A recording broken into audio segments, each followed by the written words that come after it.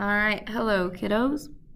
So I just wanted to go over a couple of things to do with the PFL spreadsheet. So if you have any questions while you're working in class or at home, hopefully this tutorial will help if I'm unavailable to answer your questions.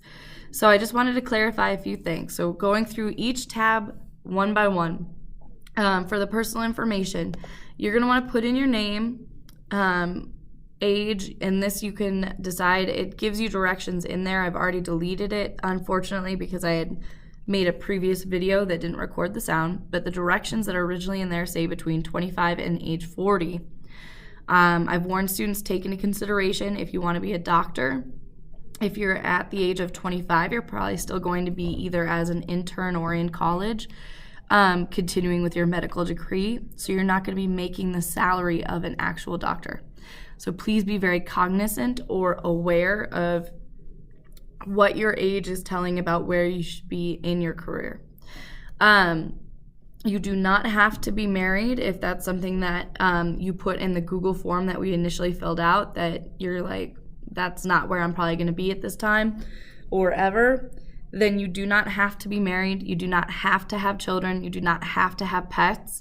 But it is something that if you put it in the Google form that we filled out, then it's something that you're still going to have to include in your personal information. Now, some students did say that they had to put a 1 when they were trying to put 0 for pets or for kids.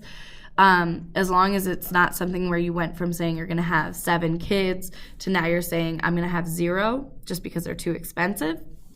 That's something that I'll be looking for to see if it becomes inconsistent.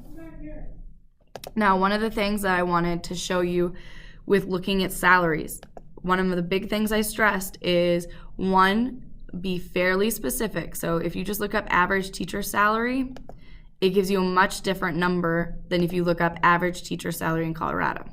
It brings it up almost 10 grand.